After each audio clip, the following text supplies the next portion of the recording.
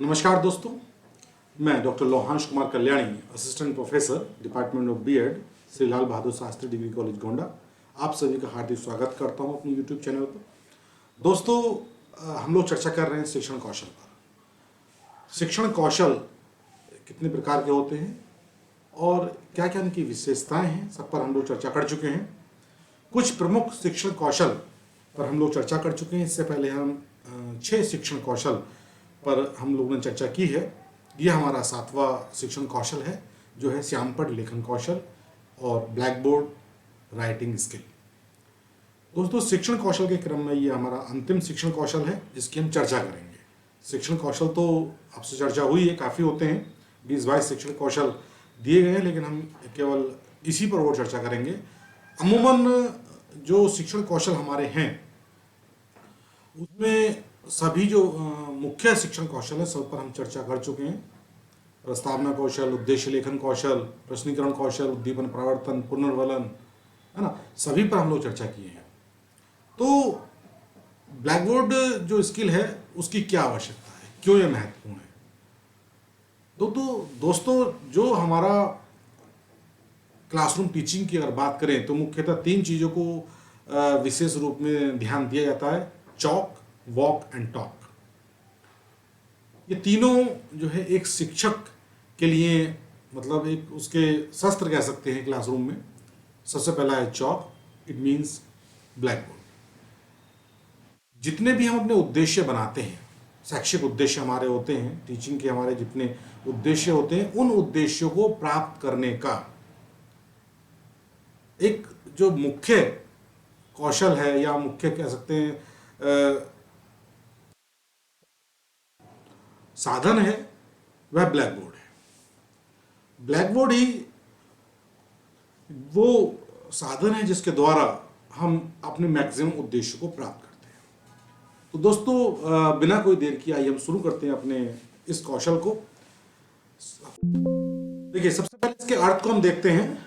श्यामपट्ट प्रयोग को एक ऐसे कौशल या तकनीक के रूप में परिभाषित किया जा सकता है जो पूर्व निर्धारित शिक्षण अधिगम उद्देश्यों को पूरी तरह प्राप्त करने के लिए शिक्षण अधिगम प्रक्रिया को यथासंभव प्रभावपूर्ण बनाने हेतु श्यामपट्ट का उचित प्रयोग करने में अध्यापक की सहायता करता है। दोस्तों, श्यामपट्ट के द्वारा क्या किया जाता है? देखिए, जो हमारे उद्देश्य हैं, हम उन उद्देश्यों की प्राप्ति एक निश्चित क्रम में कर पाते हैं, और श्यामपट्ट के द्वारा ही क्या है, हम अपने शिक्षण कार्य को प्रभावशाली बना सकते हैं। बहुत सी बातें ऐसी होती हैं, जैसे कुछ सब्जेक्ट की अगर हम बात करें, मैथमेटिक्स की बात करें, साइंस की बात करें, या लैंग्वेज में ग्रामर की बात करें, तो जो हमारा ब्लैक बोर्ड है, ब्लैक बोर्ड के माध्यम से ही क्या होता है, हम अपनी बात को स्पष्टता बालक तक पहुंचा पाते हैं। क्योंकि मैथमेटिक्स में या फिर लैंग्वेज के ग्रामर पोर्शन की हम बात करें, व्याकरण पोर्शन की बात करें, तो वो ओरली बच्चों को नहीं बताया जाता, उसके लिए ब्लैक बोर्ड की आवश्यकता होती है। और मुख्य उद्देश्य होता है अपने शैक्षिक उद्देश्य को प्राप्त करना। इसमें दोस्तों कुछ सावधानियां हैं जो श्यामपट्ट लेखन में हमें करनी चाहिए, या उनका हमें बहुत ध्यान रखना चाहिए श्यामपट्ट कौशल में। उस पर देखिए, सबसे पहला है आकार का संतुलन। आकार के संतुलन से अभिप्राय है दोस्तों कि जब भी हम ब्लैक बोर्ड पर कोई चीज लिखें तो सदैव इस चीज का अवश्य आप ध्यान रखें कि शब्दों का आकार इतना बड़ा हो कि जो क्लासरूम में पीछे बैठा हुआ बच्चा है उसको वो आसानी से देख पाए। बहुत बड़ा भी नहीं होना चाहिए, लेकिन इतना बड़ा जरूर हो कि जो हमारे क्लास में लास्ट बेंच पर बच्चा बैठा है वो उसको आसानी से देख पाए और समझ पाए कि टीचर ने क्या लिखा है। ये थी पहली बात। दूसरी बात करते हैं, दूसरा है स्वच्छ, सुंदर एवं स्पष्ट लेख। जब भी आप ब्लैक बोर्ड पर लिखें, प्रयास ये करें कि आपकी जो राइटिंग हो वो स्पष्ट हो और वो साफ हो। कि पीछे बैठा हुआ बच्चा, अगर बहुत क्लासरूम आपका बड़ा है तो जो पीछे बैठा हुआ बच्चा है वो आपका अगर राइटिंग साफ नहीं है तो अच्छे से उसको नहीं दिखाई देगा, है ना। तो एक शिक्षक का दायित्व है कि वो किसी भी तरह से जब भी ब्लैक बोर्ड का यूज करे, राइटिंग को अपना साफ एकदम स्वच्छ लिखे। अमूमन हम आज के समय में देखते हैं कि बहुत से बच्चे, अगर 100 बच्चे क्लास के अंदर हैं तो 80 से 90% बच्चों की राइटिंग ब्लैक बोर्ड पर बहुत गंदी है। सिर्फ कारण उसका एक यही है कि बच्चे प्रैक्टिस नहीं करते। देखिए, ब्लैक बोर्ड राइटिंग सुधारने के लिए आपको केवल एक ही काम करना है, आपको जो है प्रैक्टिस करनी है। आप जितनी अधिक प्रैक्टिस करेंगे आपकी ब्लैक बोर्ड राइटिंग उतनी ज़्यादा साफ और स्वच्छ होगी। तीसरा है सीधी रेखा। कोशिश हमेशा ये किया जाए कि श्याम पट पर जब भी आप लिखें बिल्कुल सीधी स्ट्रेट लाइन में लिखें। कभी कभी हम देखते हैं कि बच्चा नीचे से लिखना स्टार्ट करता है, ऊपर पहुंच जाता है, ऊपर से लिखना स्टार्ट करता है, नीचे आ जाता है। तो प्रयास ये करें कि हमेशा स्ट्रेट लाइन में लिखें। और कब लिख पाएंगे? जब आप प्रयास करेंगे और प्रैक्टिस करेंगे। जब तक आप अच्छे से प्रैक्टिस नहीं करेंगे आप सीधी लाइन पर में ब्लैक बोर्ड पर नहीं लिख पाएंगे। चौथा है वर्तनी शुद्ध। देखिए, जब भी आप ब्लैक बोर्ड पर लिखें आप हमेशा ध्यान रखें कि आप बिल्कुल जो वर्तनी है बिल्कुल शुद्ध लिखें, ग्रामेटिकली करेक्ट लिखें। कारण उसका ये है कि जो आप लिखते हैं बालक उसी को उतारता है, उसी को याद करता है और जो है वही अपने जीवन में अपनाता है। मैं इसका एक बहुत अच्छा आपको एग्जाम्पल दूंगा। हम लोग जैसे बात करते हैं वेस्ट यूपी की और ईस्टर्न यूपी की, खासकर मैंने यहाँ पर देखा है हम लोग हिंदी में कॉलेज लिखते हैं और यहाँ पर ईस्टर्न यूपी में कॉलेज लिखा जाता है, कॉलेज। अगर यहाँ आप कॉलेज लिखते हैं तो उसको गलत माना जाता है। मैंने कई जगह देखा है इस वाली बात को, बोले ऐसे कॉलेज नहीं कॉलेज लिखते हैं, कॉलेज नहीं लिखते हैं। जबकि हम लोगों की तरफ वेस्टर्न यूपी की बात करें तो कॉलेज लिखते हैं। तो आप इस चीज़ का जरूर ध्यान रखें कि जो भी सेट पैटर्न है आप उसी पर लिखें, गलती ना करें, बिल्कुल जो सही है, क्योंकि बच्चा आप ही की कॉपी करेगा। अगला है अनावश्यक शब्द नहीं। श्याम पट पर उतनी बातें लिखनी चाहिए जितनी आवश्यक हो, अनावश्यक बातें तुरंत मिटा देनी चाहिए। कोशिश यही करें कि जो आवश्यकता है आप उसी का यूज करें, उसी को लिखें। अगर आपको अनावश्यक चीज कुछ लिखनी भी है तो आप लिखने के पश्चात उसको तत्काल मिटा दें। आगे चलते हैं, आगे देखते हैं लिखने का क्रम। श्याम पट पर लिखने का क्रम ठीक होना चाहिए, इससे विद्यार्थी को समझने में आसानी होगी। एक देखिए निश्चित क्रम में आप लिखें। ब्लैक बोर्ड अगर बड़ा है तो आप ब्लैक बोर्ड को एक आभासी रेखा एक बीच में आप उसमें खींच लें और आप आधे हिस्से में जो है काम करें। ये मानकर के ये हाफ पोर्शन है, अगले में हाफ पोर्शन में आप बाद में करें। दूसरा है, नेक्स्ट है अक्षरों की स्पष्टता। जब भी आप लिखें, जो हम लेटर्स ब्लैक बोर्ड पर लिखें, ब्लैक बोर्ड पर लिखते समय जो आपके लेटर्स हैं उनका एक ही साइज होना चाहिए। ऐसा ना हो कि कुछ लेटर बड़े हैं कुछ लेटर छोटे हैं। अगर ऐसा होता है तो आपकी राइटिंग ब्लैक बोर्ड पर कभी भी ठीक नहीं आएगी। तो कोशिश आप यही करें कि ब्लैक बोर्ड पर जब भी लिखें बिल्कुल स्पष्ट और साफ लिखें। नेक्स्ट, रंगीन चौक। देखिए दोस्तों, जब भी आप ब्लैक बोर्ड पर किसी चित्र या मानचित्र को बनाएं तो हमेशा कलर चौक का यूज करें।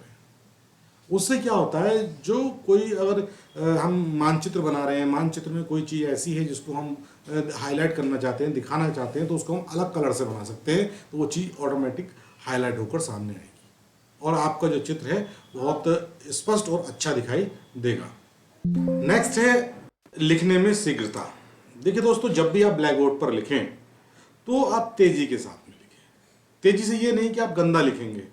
आप जो है जब भी लिखें मतलब तेजी से मतलब है, और आप जब लिख पाएंगे तेजी जब आपका पूर्ण रूप से अभ्यास होगा। जितनी आपकी प्रैक्टिस होगी उतना अच्छे से आप लिख पाएंगे और तेजी से लिख पाएंगे। क्योंकि अगर ब्लैक बोर्ड पर आप बहुत धीमे धीमे लिखते हैं तो कहीं ना कहीं क्लास में आपकी अनुशासनहीनता की समस्या पैदा होगी, और अगर आप बहुत तेजी से लिखते हैं तो जो है बहुत आसानी से आप चीज़ों को कंप्लीट कर भी पाएंगे। नेक्स्ट है श्यामपट विभाजन। देखिए, जो मैंने आपसे ये बात की, अगर ब्लैक बोर्ड का साइज बड़ा है तो एक आभासी लाइन आप ब्लैक बोर्ड के बीच में खींच लें और आप आधे हिस्से में काम करें, आधे थोड़ी देर बाद काम करें। जब आधा हिस्सा कंप्लीट हो जाए तब आप नेक्स्ट हिस्से में काम करें। इससे क्या होगा कि श्यामपट पर किया गया आपका जितना भी कार्य है सब व्यवस्थित दिखाई देगा और ऐसा लगेगा कि आपने व्यवस्थित रूप से सारा काम किया है। अगर ऐसा होता है कि हम कंप्लीट ब्लैक बोर्ड पर एक साथ काम करते हैं तो क्या होता है कि पूरा ब्लैक बोर्ड मतलब सारी चीज़ें इधर उधर दिखाई देती हैं, व्यवस्थित नहीं होती हैं। तो आप प्रयास हमेशा ये करें कि ब्लैक बोर्ड को 2 हिस्सों में बांटकर आराम से पे धीमे धीमे, मतलब धीमे धीमे से मतलब है कि स्पष्ट काम करें तेजी के साथ में। नेक्स्ट देखते हैं आगे, पीछे मुड़कर देखना। दोस्तों जब भी आप ब्लैक बोर्ड पर लिखें तो समय समय पर आप पीछे मुड़कर देखते रहें, क्योंकि क्या होता है कि अगर आप कंटिन्यूस फोकस अपना ब्लैक बोर्ड पर रखते हैं तो उससे क्या होगा, जो आपकी क्लास में विद्यार्थी बैठे हैं, आपके स्टूडेंट हैं, कहीं ना कहीं उनमें अनुशासनहीनता की समस्या पैदा हो जाएगी। वो देखेंगे गुरुजी तो देख तो रहे नहीं है, और वो बात करने लगेंगे इधर उधर, एक दूसरे से चर्चा करेंगे, जिससे क्या है क्लास में अनुशासनहीनता पैदा होगी। नेक्स्ट है आपका श्यामपट्ट एवं शिक्षक की स्थिति। देखिए दोस्तों, अक्सर ये क्वेश्चन पूछा भी जाता है आपका ओपन वाइवा में, जब भी होगा बीएड फर्स्ट ईयर में या डीएलएड में, जब भी आपका वाइवा होता है, एक क्वेश्चन अक्सर पूछा जाता है कि जब ब्लैक बोर्ड पर शिक्षक खड़ा होता है तो उसकी क्या स्थिति होती है, उसे कितने एंगल पर खड़े होना चाहिए। दोस्तों जब भी शिक्षक ब्लैक बोर्ड पर खड़ा हो या आप ब्लैक बोर्ड पर खड़े हो, ध्यान रखिएगा आप लगभग 45 डिग्री के कोण पर आप खड़े हों। अगर 45 डिग्री के एंगल पर आप खड़े होते हैं तो क्या होता है, आपकी जो पूरी पीठ है वो बच्चे की तरफ नहीं रहती है।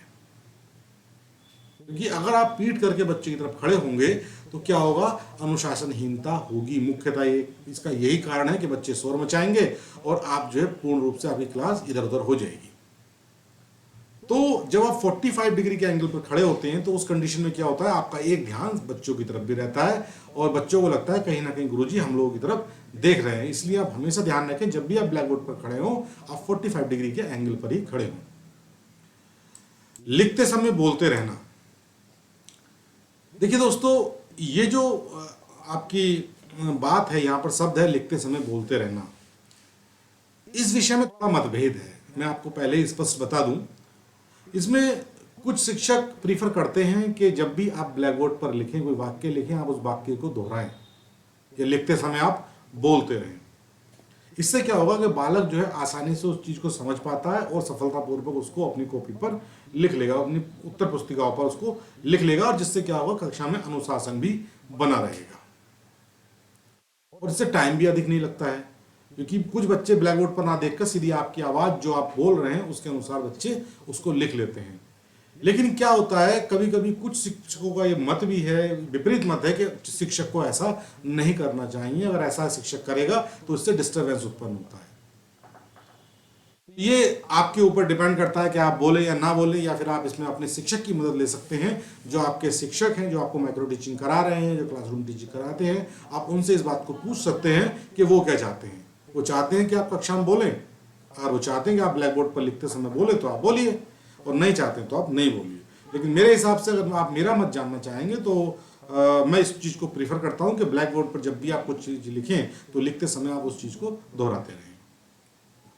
नेक्स्ट, झाड़न, डस्टर का यूज़। देखिए डस्टर का यूज़ कैसे करना चाहिए। अक्सर इस बात की बात आती है कि डस्टर आप कैसे पकड़ेंगे, कैसे यूज़ होगा।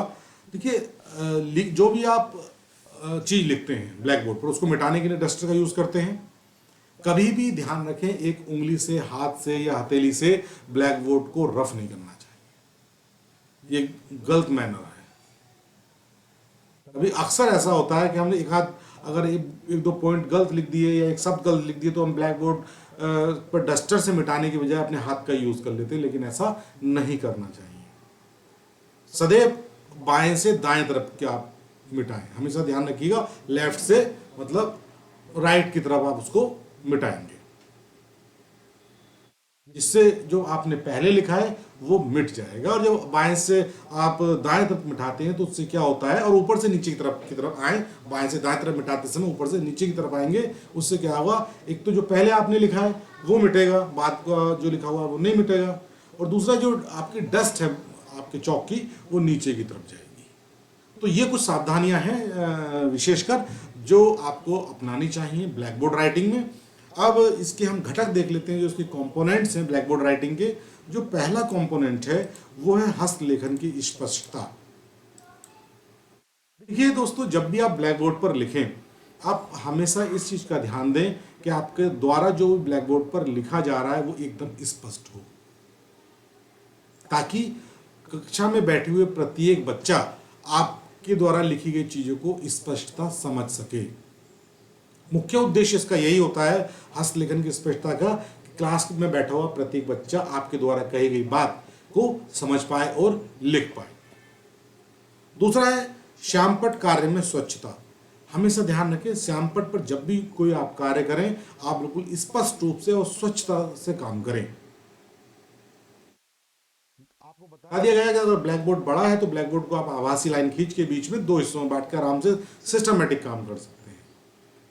जो गलत चीजें लिखी हैं, गलत चीजें जो मतलब जो चीज़ आपने बच्चों को समझाने के लिए एज इट इज लिख दी है, उसको आपका कोई बहुत ज़्यादा रिलेवेंस नहीं है, तो आप उसको तुरंत मिटा दें और सिस्टमेटिक आप जो है ब्लैक बोर्ड पर आप काम करें। तीसरा आपका श्यामपट्ट कार्य की सार्थकता। जब भी आप ब्लैक बोर्ड पर काम करें वो सार्थक हो। आपको फालतू चीज लिखने की ब्लैक बोर्ड पर कोई आवश्यकता नहीं होती है।